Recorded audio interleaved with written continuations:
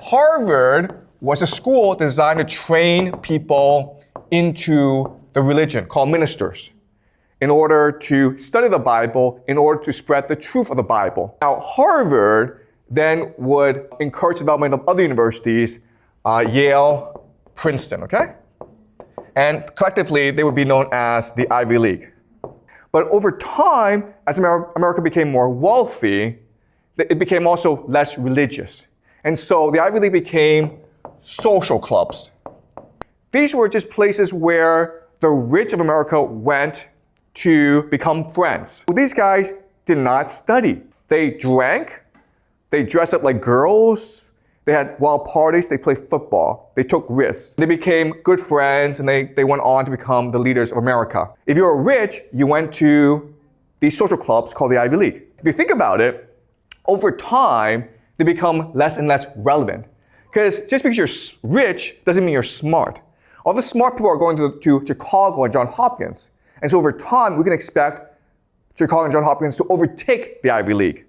Okay? And that's why Harvard decided to institute scholarship programs. So they wanted more smart people into campus, okay? And this created something called the SAT. Okay, this is the origin of the SAT. The SAT was founded as a scholarship program to identify the best and brightest students from all over America so that they could come to Harvard and help Harvard be the best university in the world. Before, their kids could just go to Harvard and have a great time. Now it's hard for them to get in, they have to take a test, and also they're in class with smarter people. On one hand, it wants the best students in America, but on the other hand, it still wants to maintain good relations with its alumni. So that's why it created a new system. Now it's focused on holistic, specifically character. Just being smart is not good enough. You have to be a good person. But this word was created to basically keep Jews out, okay? We need people who are manly, who are strong, who are brave. We need white people. And that's why we have the system that we have today, where it's not just test scores, it's essays, it's transcript, it's teacher recommendations, because they want to identify the Jews and keep them out, okay? The purpose of all these changes is to ensure that Harvard remains the institution of power in America. Harvard's not interested in academics, it's interested in power. Therefore, it must ensure that the people who come to Harvard are the ones who are most likely to succeed. You could be the best student in the world, they don't care. If they don't like you, they'll just say, we don't want you, okay? From Harvard's perspective, best just means the most likely to succeed.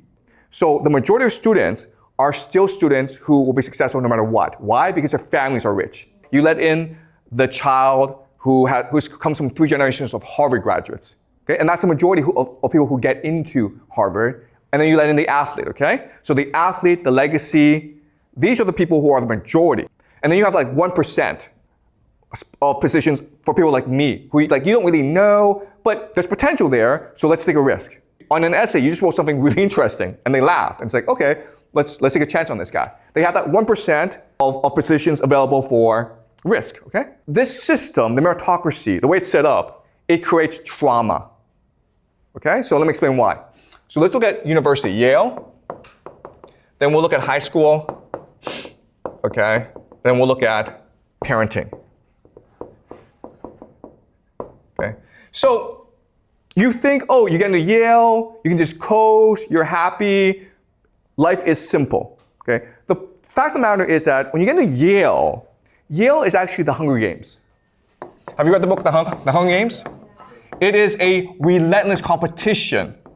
Because once you're in Yale, you're still competing. But now you're competing against the most competitive people in the world, okay?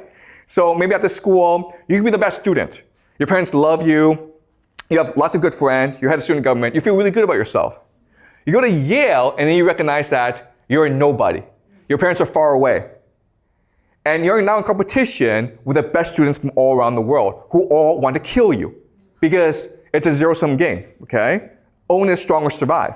Outside the classroom, you're competing to get into clubs and something called secret societies, okay? But you're also competing for graduate school, for law school, for medical school, for scholarships like the Rhodes Scholarship, okay? So Yale, it sounds nice, but once you get in there, from the first day, it's an endless pursuit of achievement. It's just competition after competition after competition. Wherever you go, you're being judged by someone, okay? You're being judged by the professor or your classmates, and everyone's looking to like basically kill each other.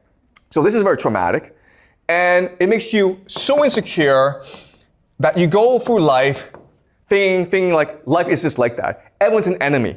I have to achieve and achieve in order to feel good about myself. I cannot stop working hard, otherwise I will be killed by other people, okay?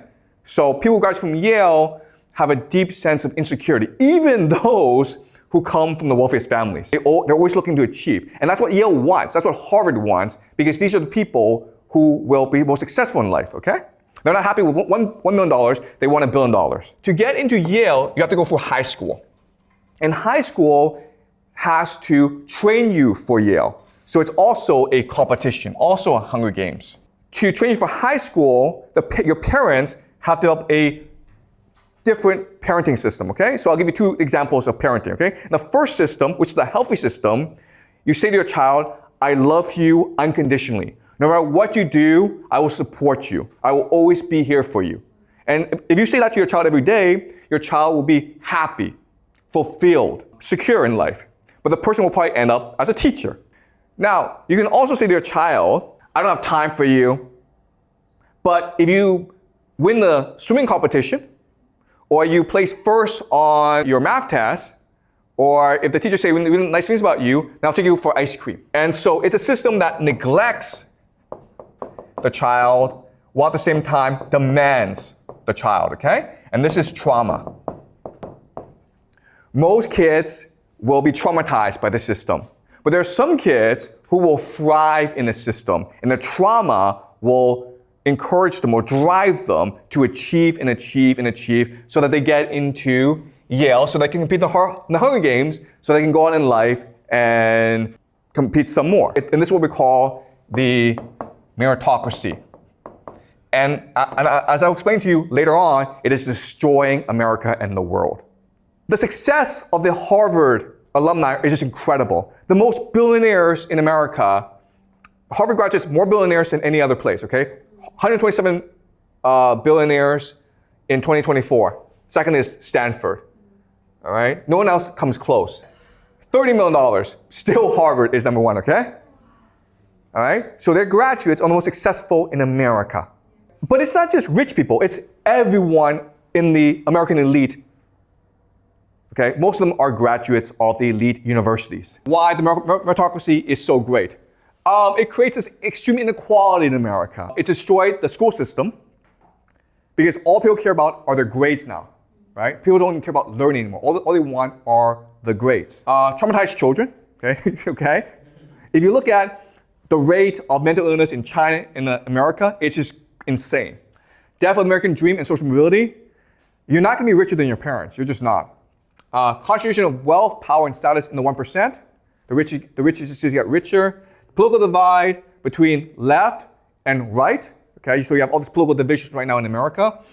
Corruption. So Wall Street just steals and steals and steals, and no one can do anything about it. Destruction of American identity. Globalization, immigration, woke ideology. Okay. Incompetent and mismanagement. You look at COVID. You look at the fact that America now has $37 trillion in debt. An elite that is soulless, mediocre, and unimaginative. Okay, Barack Obama, J.D. Vance, this guy, Johnny Kim. Okay, they're just robots. Oh, and Donald Trump. Okay, so thank you, American meritocracy, for destroying the world. So the real solution is to destroy the Ivy League. Okay, and there are different ways you can destroy the Ivy League. The best way is to make them public.